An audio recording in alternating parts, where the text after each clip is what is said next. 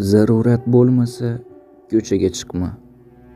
Juda zarur bo'lsa faqat kunduzi chiq. Oyimdan shu so'zlarni eshitganimga ishongim kelmasdi.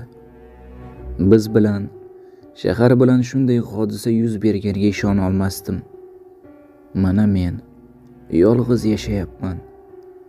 7-qavatda. Qolgan butun olamdan berkinib yashayapman. Qotgan non va konservani deyarli 5 oydan beri yeyapman. Xayriyat, onam vitaminlarni to'plab qo'ygan. Hech bo'lmasa shu yetarli. Odatiy ovqatni juda sog'inganman. Bir bo'lak tort uchun qancha pul bo'lsa ham to'lardim. Faqat ular menda bo'lsa albatta. Oldinlari men tundan qo'rqardim. Ko'chadagi ovozlar, derazamdan tushayotgan yorug'ni kimdir ko'rib qolishidan qo'rqardim. Shuning uchun unga qalin parda osganman. Qishda qanday yashaysan deysizmi? Xonada otam yasagan kichkina pech bor. Mo'risi deraza tuynugidan tashqariga chiqib turibdi. Ko'mir va o'tin zina tarafda. Ba'zida esa qo'shni kvartiradagi taburetkalarni maydalab olib kelaman. Kechasi pechni yonida uxlayman. Hammasi yaxshi edi. Lekin bir kuni oziq-ovqat tugayotganini payqadim. 12 banka shaftoli qo'shilgan loviyali konserva. Do'kon omboriga borish kerak. Dadam yaqinimizdagi supermarketdan olib kelardi. Ko'chaga qaradim. Pastda hech kim yo'q edi. Butun qish davomida hech kimni ko'rmadim. Ular qayoqqadir g'oyib bo'lishgandi. Ko'chaga chiqish rejasini tuzdim. Yaxshiyam ko'chani 5 qo'limdek bilaman. Do'kon yaqinimizda, 600 qadam narida. Men tong otishidan oldin tayyorlana boshladim. Qo'llarim va oyoqlarimga qalin jurnallarni o'rab chiqdim. Xuddi kinolardagidek. Bu noqulay edi, lekin oz bo'lsa-da o'zimni xavfsiz sezardim. Qo'limga otamni bolg'asini olib, ryukzakimni taqib oldim. To'g'ri, ko'p olib kela olmayman, lekin 2 haftaga yetgulik g'amlashim mumkin. Yoz esa ovqat izlashga qiynalmasam kerak deb o'ylayman. Zina tarafga yo'l oldim. Atrof jimjit edi. Hovliga anchadan beri chiqmagandim. Yuragim dupurlab urardi.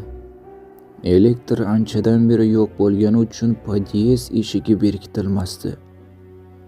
Otam unga ilgich qistirib qo'ygandi. Men uni ochib, eshikni itardim. U ochilmadi.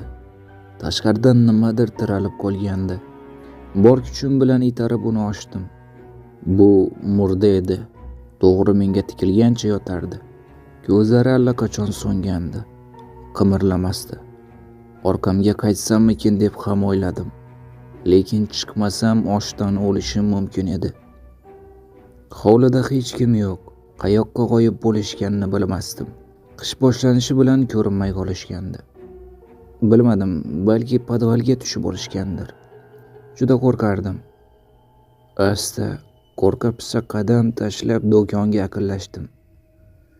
Anchadan beri tozalanmagan qor uyilib yotardi. Siniq derazadan oynalarni bosib, shovqin solmaslikka harakat qilib ichkariga kirdim. Ichkari qop-qorong'u, qor uyilib yotardi. Atrofimga qaradim. Qutilar bo'sh, hech nima yo'q edi. Nihoyat omborxona eshigini topdim. U yerdan yegulik topish ehtimoli katta edi. Eshik nima bilandir tiralib, tamballangan. Keyin esa uni ochib ichkariga kirdim. Katta polkalar qatoriga ko'zim tushdi. Ustilarda ko'p qutilar bor edi. Nima uchun ularni olib ketishmaganiga hayron edim. Men tezroq ryukzakimni konserva va tushenkalar bilan to'ldirishga harakat qildim. Yaroqlik muddatiga qarab ham o'tirmadim. Oyoqlarim qaltirardi. Tezroq uyga, xavfsiz joyga qaytishni istardim. Ryukzakimni to'ldirib chiqib, eshik tomon yo'l oldim. Shu payt kimdir oyog'imdan ushladi. Men bir ustimni ushlab yiqitib yubordim. U to'g'ri uning ustiga tushdi. Boshini maydalab yubordi. Mana nima uchun bu omborxona berkitilgan ekan. Bu yerda murdalardan biri qolgan ekan. Ryukzakni olib uyga chopdim. Eshigim oldida kimdir turardi. Fonar yorug'ida uning kimligini bildim. Bu mening dadam edi.